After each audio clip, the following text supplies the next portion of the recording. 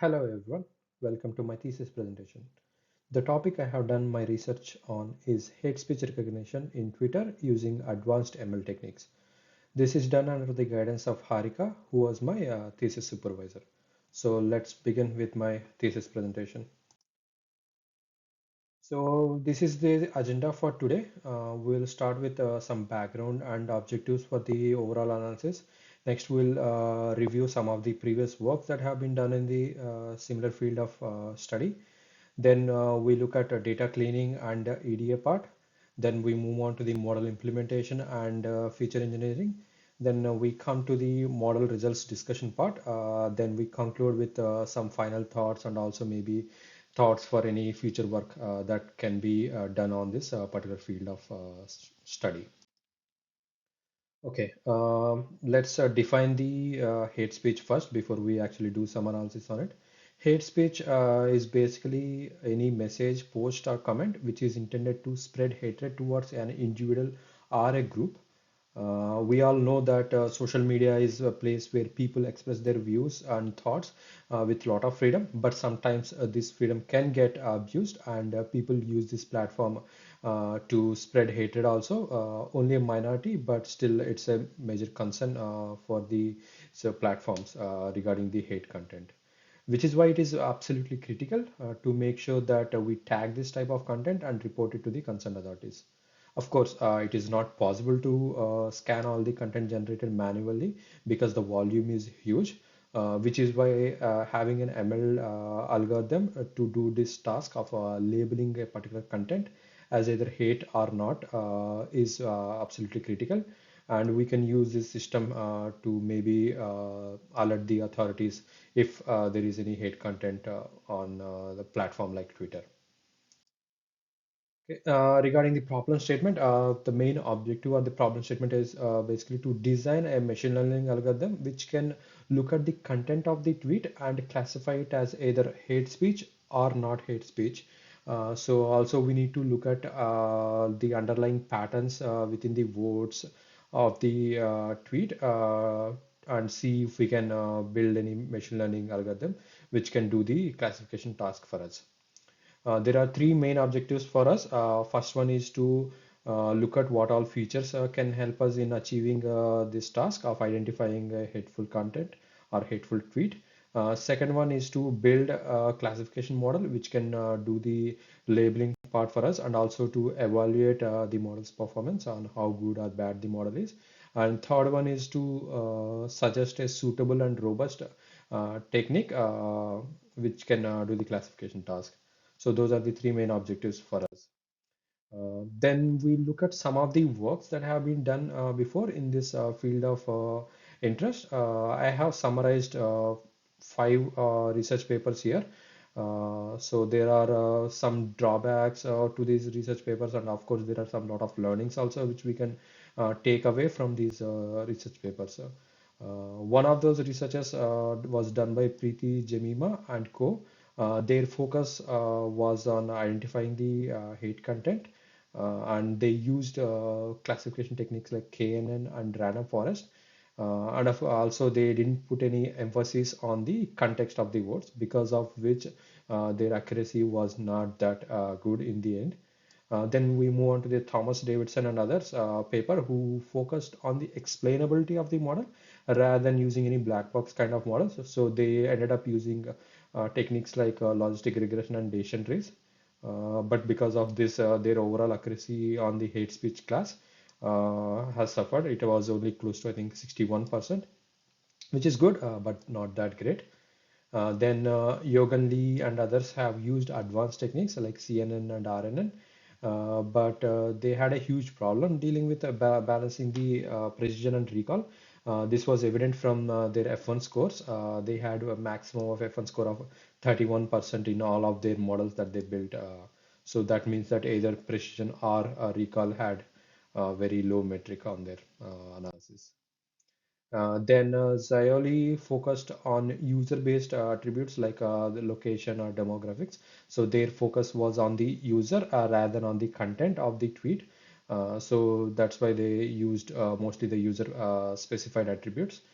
This approach is good in a way, but For our purpose, the aim was to classify the tweet rather than the user. So sometimes the same user can post both hateful content and normal content also. So we don't want our model to bias on any individual as such. Then Mai and Vivek, they have focused on hate speech directed towards any particular individuals or groups. So they have used a keyword-based approach for this analysis. So they looked specifically at tweets mentioning any racial slur or any particular sexist slur, and then they used only these type of features in their models, because of which their model kind of struggle to identify any generalized hate. So that is the hate which was not targeted at any particular individual or group. So these are the some of the works that have been done. Some people have gained a lot of good results using context in the tweets. So this is something which I would also like to replicate in my analysis. Then coming to the data set, I have used a publicly available data set which has close to 25,000 tweets. And all these tweets have been labeled as either hate or offensive or neither of them, using by some of the researchers. So these labels help us in doing the classification task. So there are overall six variables in this data set. You can find the explanation and summaries for these six variables in this slide. But for my analysis, the key focus was only on two variables. So one is the tweet, and the other one is the class label, which is the target variable for my analysis. Okay, so whenever the class label is zero, that means that the tweet is a hate speech. So the target variable for my analysis would be one in such cases. And whenever the class label is one or two, then the hate speech label for my analysis would be zero, which means that there is no hatred expressed in those tweets. So that's how I have created the target label. Okay. Then we move on to the data processing. So data understanding and cleaning is usually the first step of any machine learning building process. So there are only two main variables for my analysis. So I have kept only those two. Everything else I have discarded. Luckily, there were no missing values or any blank records in the data set. So that part was quick. And for the data cleaning, I have used some standard NLP techniques like removing the punctuations, removing extra spaces, removing stop words like the and is, etc. Once I have done that, I have converted all the tweets to lowercase to maintain some consistency among the tweets. Lemmatization is a technique which helps in converting words like go, goes, going, gone to their root form, which is go in this case. So I have done lemmatization to make sure that we don't have unnecessary repetitions of the same word in different forms. So once I have done with all the text cleaning and everything, then I move on to the EDA part. So the EDA was done to help us understand if there are any particular patterns in the data. So since there are only two variables in the data, the scope of the EDA was bit limited. But even with two variables, I felt like I have done some EDAs to understand the data better. First bar chart on this slide that you can see basically tells us how big or acute the problem is with the data imbalancing. So we can see that only 6% or 1430 tweets of the entire data set are labeled as hate speech. So this might cause an issue with the model performance later. So, but we'll deal with that data imbalancing issue later using some weights during the model building anyway. So that's that. Secondly, the histogram which you see, that is basically done on the word count in the tweets. As you can see, most of the tweets had a word count of less than 30 or so. And the median count of the words in the tweets is close to 13 and a half. And this number is very same in hate speech as well as in the non-hate speech. So that means that there is not such a strong relationship between the word count and the hate content. So analysis like this, they help us, to understand which type of variables, which type of features are important for us and which type of features might not be that relevant for our analysis. So once I have done the EDA, then I had to do the implementation of the models. So I have tried four different architecture for this analysis. Neural networks, GRU, LSTM, and BERT are the four architectures which have been tried. All these machine learning algorithms, they come with a set of hyperparameters. So hyperparameters are the parameters which can be tuned by the user. So for my analysis, I have used the hyperparameters which are listed on this slide. First one is basically the dropout rate. So dropout rate controls your overall overfitting issue. So some of the models I have tried had the overfitting issue, so which is why I had to use the dropouts. So I have used a dropout rate of 20% across all the models. Then I have fixed the batch size at 64 and also fixed the epochs at 30. So these two let the or control the model on how many iterations that it can do. And I have tried different variations of the same model with a different number of hidden layers. So neural networks, in that you can specify the number of hidden layers that you want. So I have like different variations of the same model with different number of hidden layers. So the number of hidden layers depends upon a case-to-case scenario.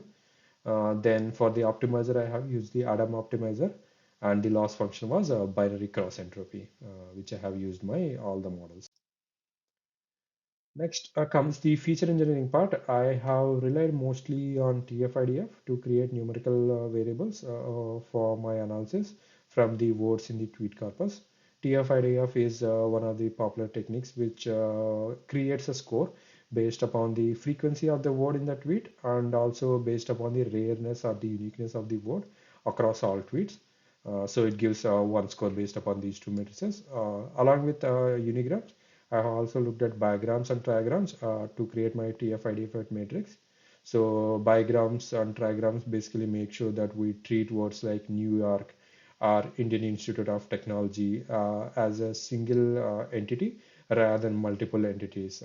So which is important. Then apart from the TF-IDF standard metrics, I have also created some custom features for the model. So these custom features are like binary flags to indicate if there is any URL in the tweet or not, then binary flags to indicate if there are any hashtags or if there are any mentions of any people, whether this is any retweet or not, things like that. Also, I have used some of the features based upon the tweets overall length, unique characters in the words, etc. And also, are there any words which have something in them, which are usually some offensive words but have been like kind of censored out.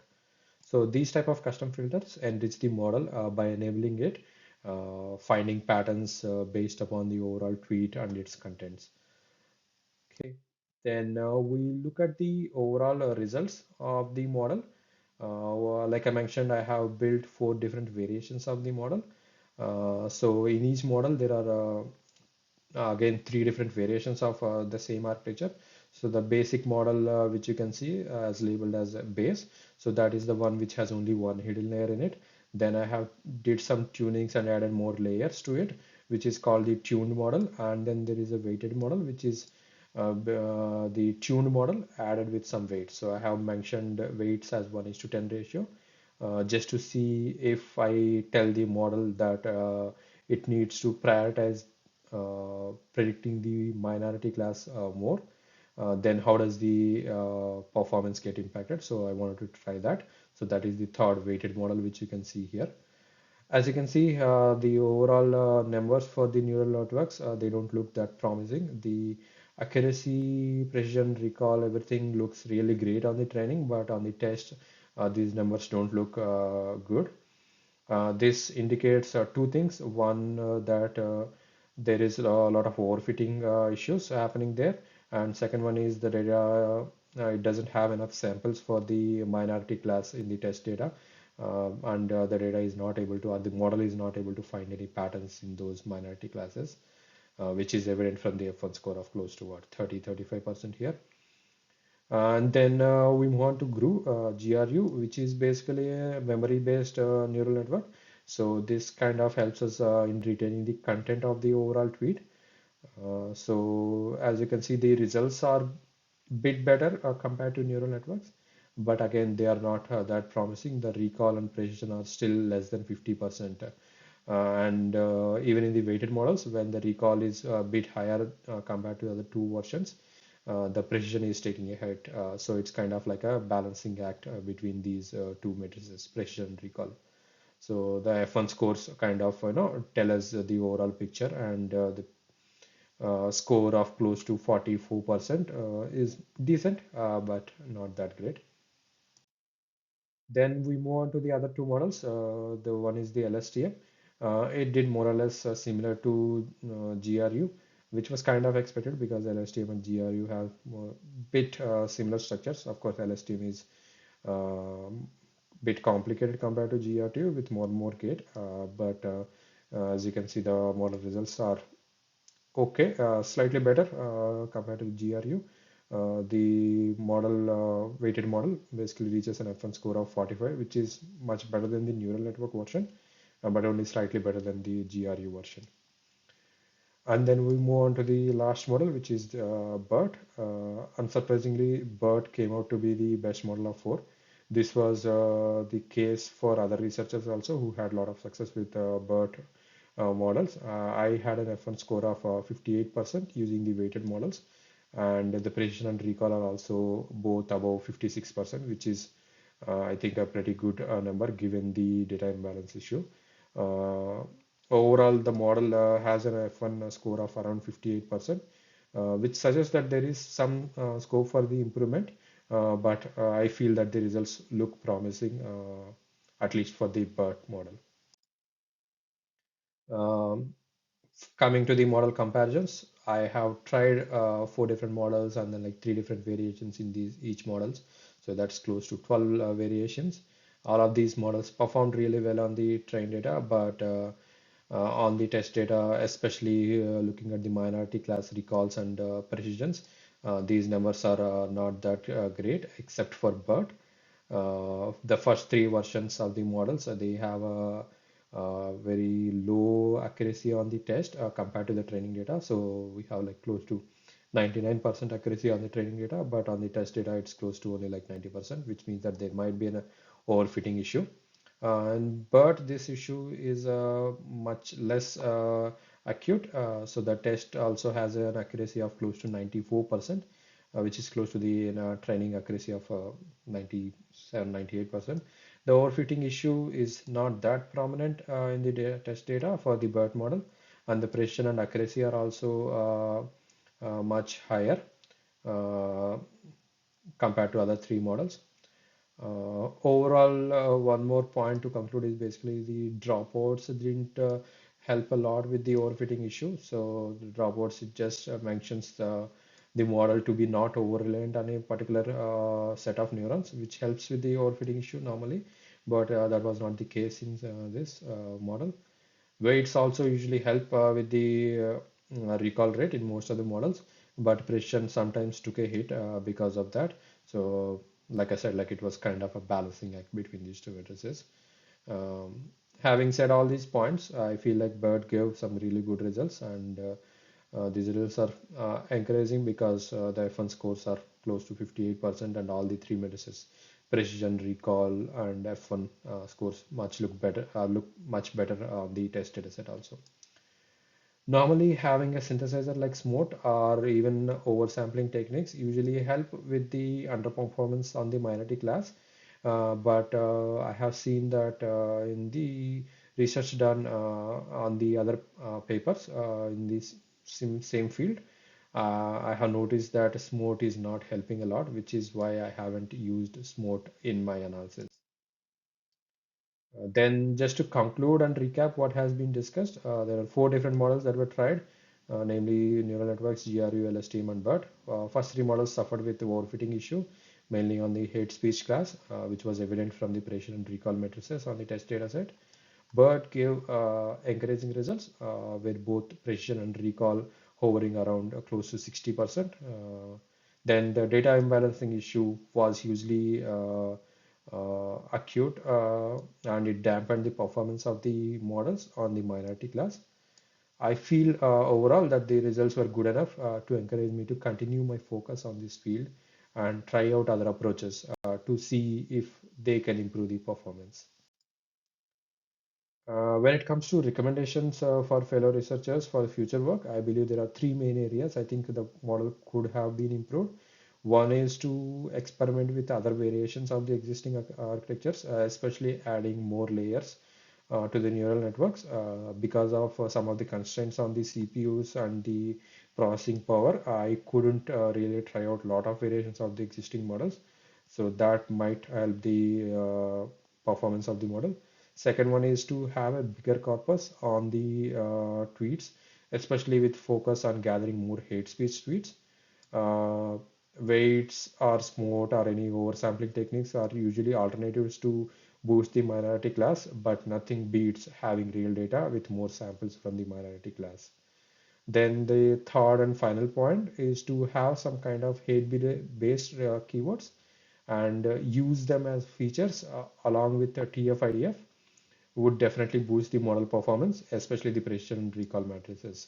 So there are a lot of words which can be classified as racist, and then there are some specific words which are which highlight sexism in the tweets, and there are words which can be associated with hatred towards a particular group, like let's say Asians or black communities. So having some labels or features which identify the presence of these keywords would be really helpful in boosting the overall performance of the model. That's all from the overall presentation. So thank you everyone. Thank you for listening to the my thesis presentation. Bye bye.